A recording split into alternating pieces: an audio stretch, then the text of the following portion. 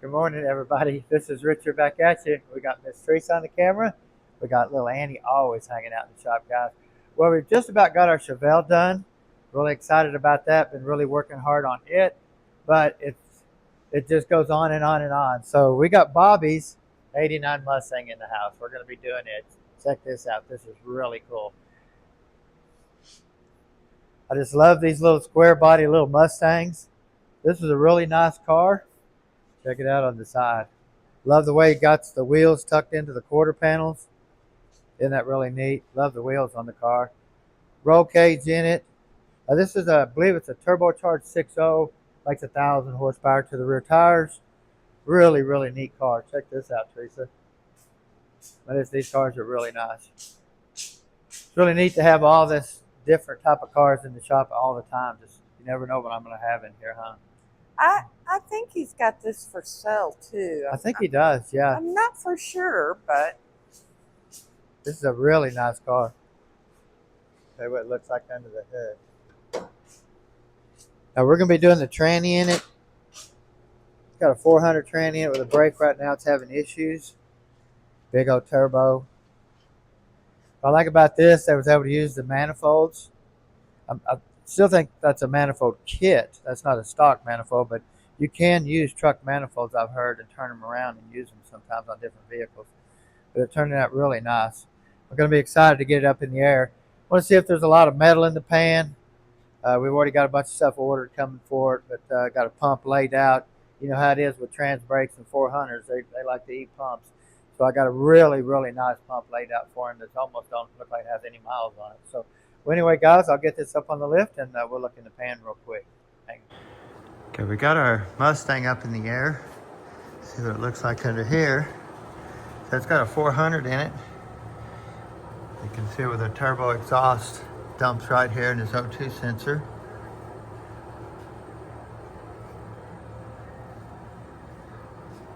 Looks like it's got a 10 bolt in it.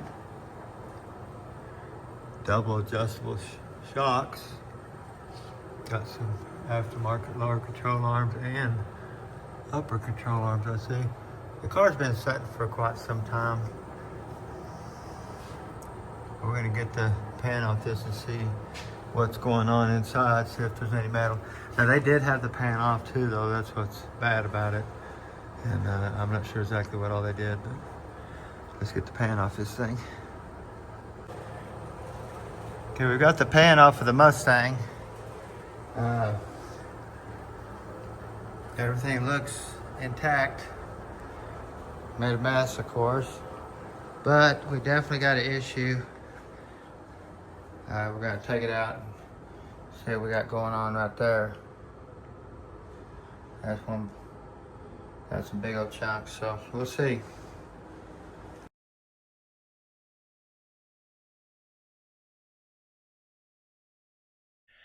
Good morning, everybody. We are back on the '89 Mustang. We got Miss Teresa in the house always, and look at little Annie. She loves hanging out here at the shop, guys, definitely. Well, anyway, we are on the 400, and it don't look good, guys. We got some pretty good sized chunks in there, and it is dirty, dirty, dirty. But what's good about it, we have our beautiful instant clean machine over here. Without this machine here, guys, it's just so hard to get them clean unless you have really good equipment. I mean, and this equipment right here is really, really good. So we're really hoping to add on to the equipment side there for a little bit, maybe. Does that sound right? maybe. Maybe. Annie, where you going? She must be smelling something on that. There's some mice in that car. Still? Still, yeah. Whoa. When I opened the trunk, one took off. I was supposed to put a mouse trap in it, try to catch them, but they're still in there. Oh, that's what and you know what's funny is I was seeing those mouse, the deals where they get stuck Oh, they on catch them, them. yeah. Like, right. Oh, the sticky traps. Yeah, and I seen some of that and I thought about getting those because of this reason. Right. But and then I just walked away. I don't know. I think I was looking for you when we were in Walmart, you know, because you went one way and I went another. And I knew there was a reason I was going to get those. Blech. I was worried about wiring problems with the car because the simple fact mice being in there, the fuel gauge not working and stuff like that. So when I put the sending unit into the gas tank, the gauge started working and stuff. So I'm really excited there. Checked the wiring from end to end, and it was good. So the mice didn't eat through that. So, well, that's a but plus. anyway, we got to get them out of there sooner or later. I don't want them in my house. That's why I'm doing that. I don't need it.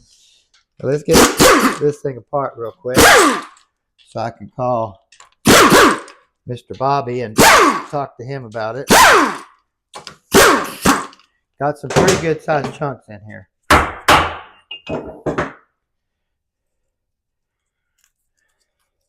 Bushing still looks really nice.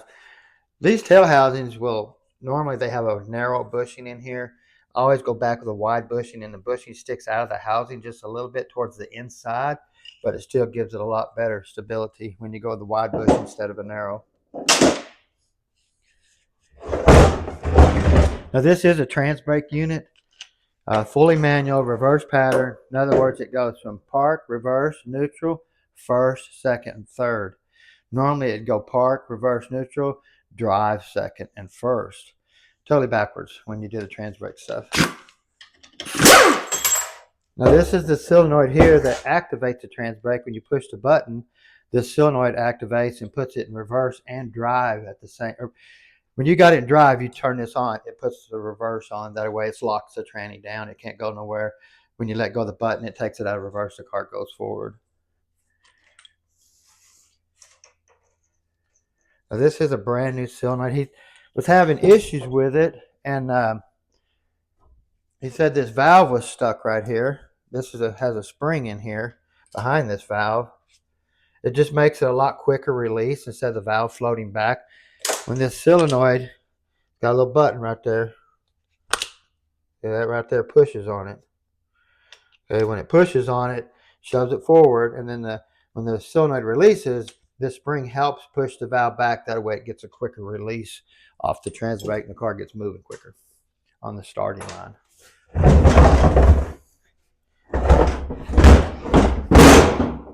So, I want to talk about this converter real quick. This looks like a PTC converter. I'm not for sure, but it looks like one. Really nice unit. But if you look here on the hub, the gear was seated really nice. You can't get it seated any better than that into the pump. Pump gear, look at that, really good depth. I got a pump over here that I pulled up just to make sure I found a good core. But you can see the shiny right here. That gear wasn't even seating in but about maybe that far. This one here is seating in even is that far, so it's even better. So the clearance between the flywheel and the spacing and stuff was really good. But the problem is it's wore out right here. You can see where the gear's been chattering on it. It's wore out right here where the bushing is. Right there. All the way around. It's wore out. You can feel the lip. Oh, wow. So this hub is no good on this converter. It'll have to be sent off and be replaced. That's not good. That's an expensive item right there. Whether you send it back to have it rebuilt or replace it. Now, he did say he had another one, so we'll just have to see what he wants to do. But these do use a spacer right here, this crank spacer. This does not come with the torque converter. This is something you buy differently. You put it in the crank, and it's a pilot for the hub on the converter to make sure it's lined up good. Look at the stator, make sure it ain't been beaten on in it. Because this converter here is a spragless. It has no sprag in it. It's a one-way clutch. That there is a spragless unit. Are you guys sure you want to look in here? I heard it was bad.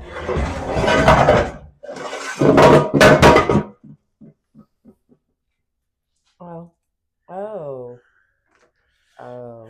Yeah, it's bad.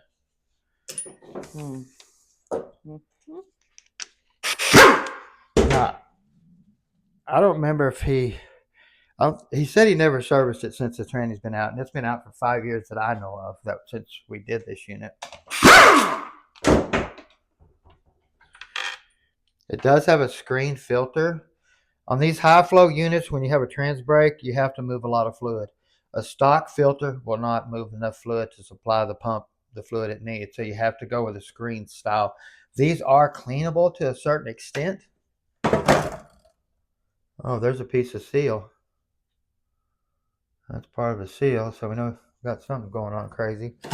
But being that this is this nasty, you chunk it. I mean, unless you want to sit there and try to get every fine piece of metal out of that filter, you know, you just chunk and get another one. They're not very expensive. Of course, this is our pickup tube for our filter, supplies fluid to the pump.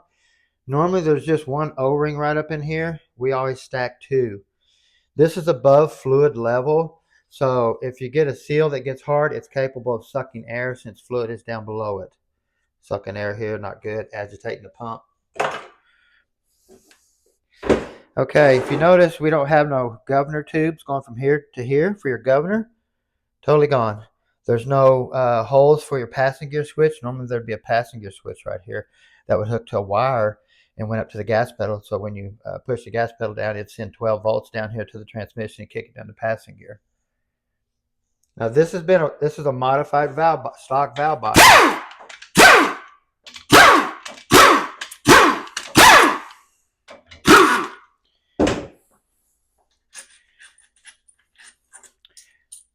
I'm not sure how many people even selling stock valve bodies anymore. Everybody's gone to a billet aluminum valve body now, CNC machine type stuff.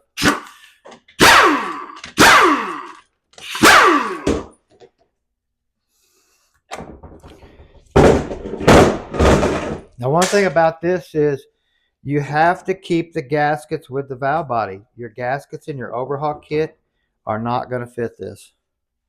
They will not work. This is a special gasket just for this valve body. You can look here.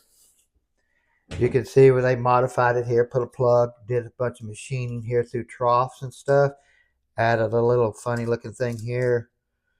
No accumulator at all or pin. Governor's tube holes have been plugged. Now you still have your not your pressure regulator valve, but your shift valves and everything's still in here, which it's been blocked. So a lot of modifications to the valve body. You just don't want to tear these gaskets. Because if everybody would put their name on their valve body or on the valve body plate, you know, Transgo or whoever did this work to this valve body and made these gaskets, because there's not going to be nothing on here to tell you whose valve body this is to get new gaskets. It's terrible. Been through that many times. So you just grab these gaskets and just be really careful. What's good about it is a lot of the companies that build these aftermarket valve bodies and stuff and the gaskets, they make these gaskets non-stick. The regular gaskets, it would stick to the case like crazy and you'd tear it coming off. But being it's an aftermarket gasket, they normally just release real easy and you don't tear them. Actually, I got bags of them over here, so I could have new gaskets for this too. If you notice here, there's no check balls in here at all. No check balls. You still have your center support bolt.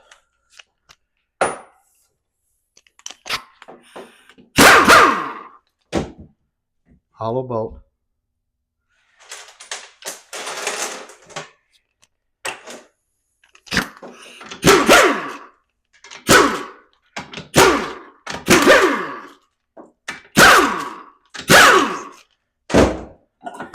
This does have a smell to it though, doesn't it? Pretty strong smell. A little bit, yeah.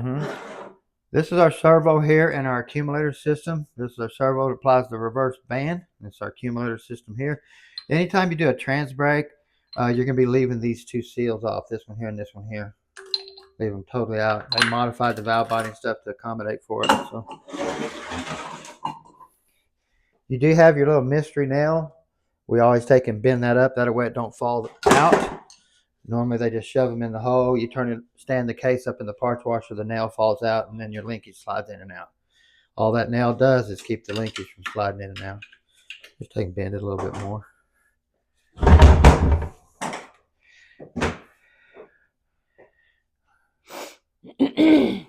We got an 8-bolt pump, really nice.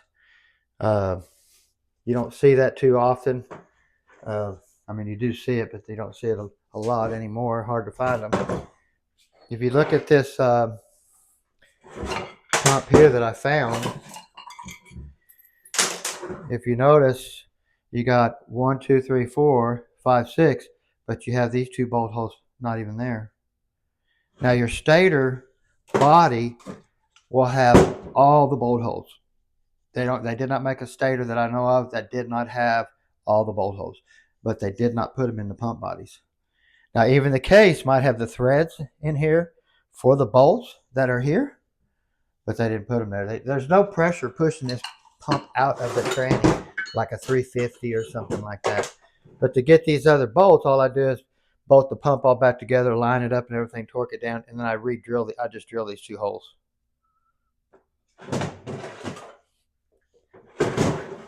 Also, if you notice here, this is something they did to the 400s. They added a little bit of a loop circuit right here on the back side of this gear. These gears are really bad about going dry through here and shoving the gear that direction, especially when you put a lot of pressure to them, trans brake them and stuff like that. They always try to shove the gear that way. Next thing you know, you can move the gear sideways. But GM did put this oil right off the pressure regulator valve to come in here and put oil right on the side of this gear right here.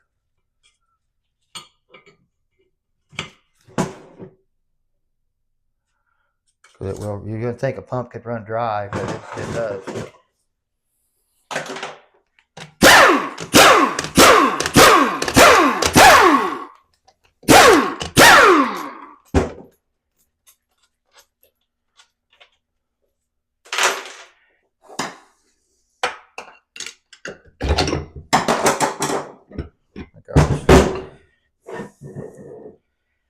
Okay. You can say, I would say this thrust washer is a little bit melted and pushed out. This is how you set your clearance up right here. They give you different thicknesses of these washers right here. And that's how you set your clearance up. But you're not going to get that off there. But if you notice, this is a sealing ring right here. This is your forward clutch sealing rings. These are high pressure rings. We don't ever use a steel ring or anything like that when we go to high pressure units. It has to be a Teflon ring.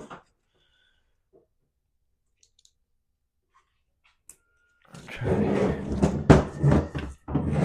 So it like melted it up on that too? It did. It forced it. That's crazy. Yeah, I've never seen that before. We see some crazy stuff, don't we, Teresa? Yeah, now how did that do that? Been hot. Wow. Tremendously hot.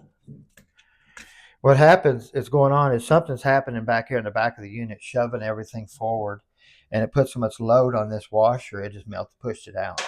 Oh, that's so crazy.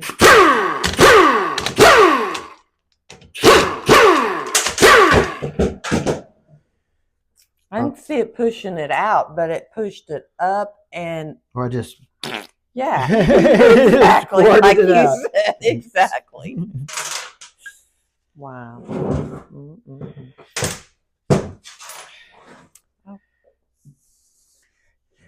But you can see here, the pumps, it's just wiped out all through here.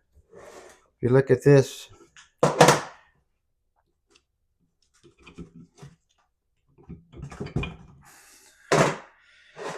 pump gear is just covered in metal, just grinded it all up. Like I said, GM didn't do that to all these pumps. If you notice, there's no trough right here to put oil on that gear, like this one.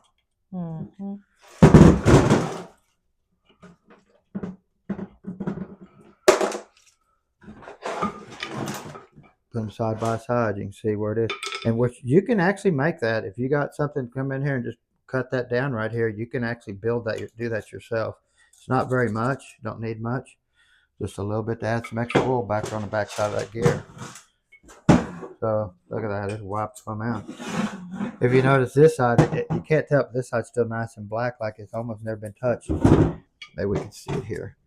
You can see a little shiny through here. But you notice over here, this side is all dark and black, like it's never been touched. The gear is always being forced that way for some reason. I don't know. Not really got into the logic part of that. Of course, we have our pressure regulator valve right here. Now we do come in here and restrict the oil going to the converter. These trannies, when you raise the pressure in them to about 240 psi, they want to shove the converter forward towards the motor, and it knocks out the thrust bearing in the motor. So we do come in here, drill it, tap it, and then we put 110 thousandths jet or a orifice in that hole right there to restrict oil coming through here going into the converter.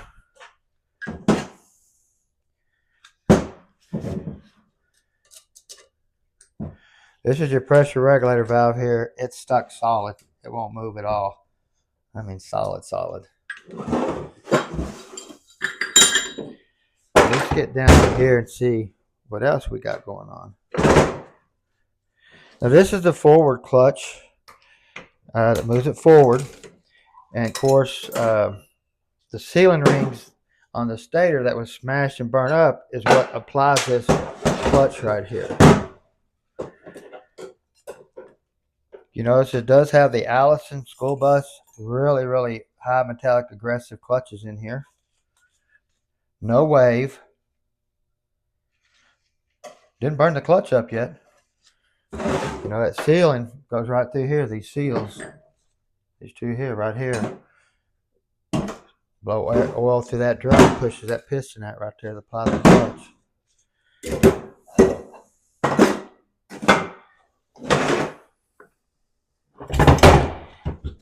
Oh yeah. It broke the case. Well, here's our case snap ring. We always use the Chrysler 727 forward snap ring. It's a lot wider and thicker to put in the groove right there to hold the intermediate clutch.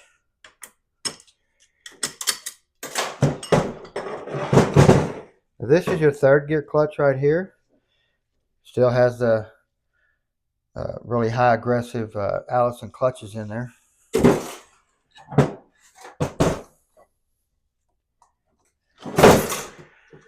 This snap ring, it ain't even on there no more. That went right there. Right. Does have the good sprag assembly in it, the heavy duty one. You want to look at this race and see if it's got chatter marks on it. So if it looks good, Scotch-Brite it up. Scotch-Brite through here, make sure it looks really good. Just because this drum has damage like this doesn't mean that it's really bad or anything. As long as this area right here is still good and this area through here is good. There's no band anymore, so this tranny has no engine braking.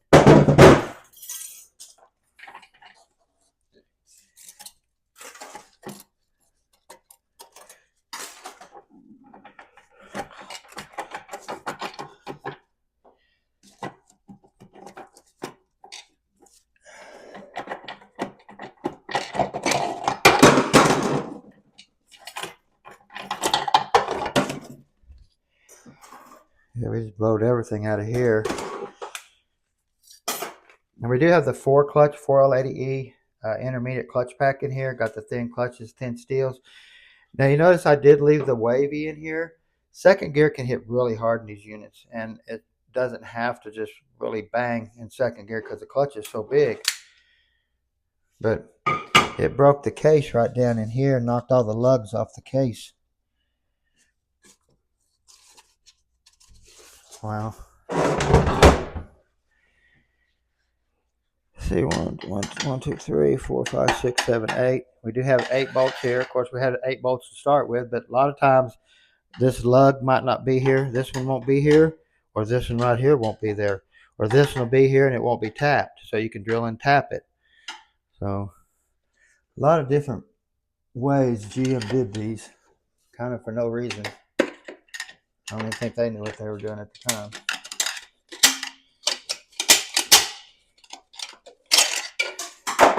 We have our flat one side, bevel on the other. The bevel does come out. Always put the opening away from this area right here.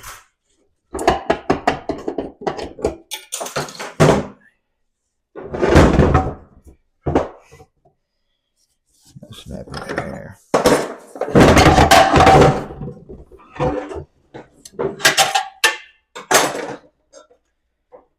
Now we did roller bearing the back of this. 350 pump bearing, special bushing back here to center it. A lot of times we do have a shim back here too. Because once you put these in there, this roller bearing set up, you need to mic everything. And then set your clearance, because you have clearance behind the support between here and here, and then you have clearance from the front forward. So there's two areas you have to check.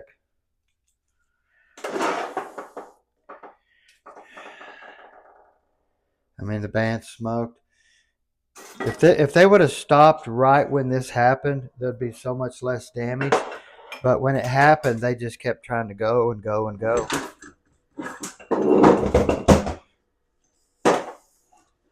What's that black deal? This black piece right here is what is I call a lube washer. Oh, that's this sets up in here and it goes on this part here, and it keeps the planetary full of oil. It does have a gap like this wide for the oil to come out, but it just keeps everything loaded with oil in here. If you leave it out, it just slings it out on into the case. It sets in here like that all the way around. A roller clutch here. They make several different kinds. They make them with legs, without legs. With legs, without legs. This baby got hot, hot. You can see the purple.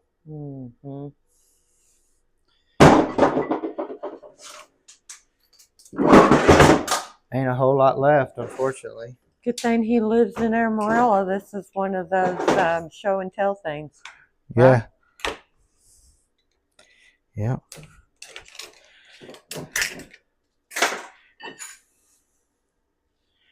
Put a wide bushing back here.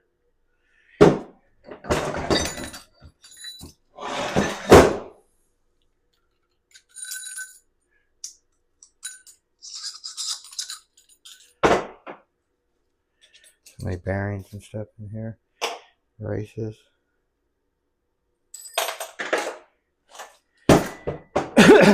Which is much metal is in this thing. You just want to replace all the bearings.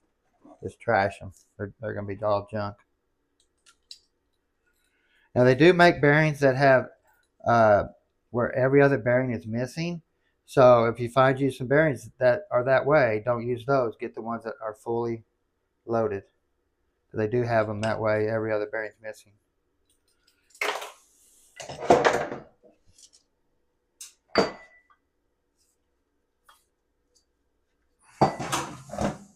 I thought I was going to look. I thought these were the pieces laying in the pan. Did you? But it's not. It's actually the case. Ouch. So, but unfortunately, about the only thing good on this thing is nothing. Case slugs are all blowed out. That is so crazy.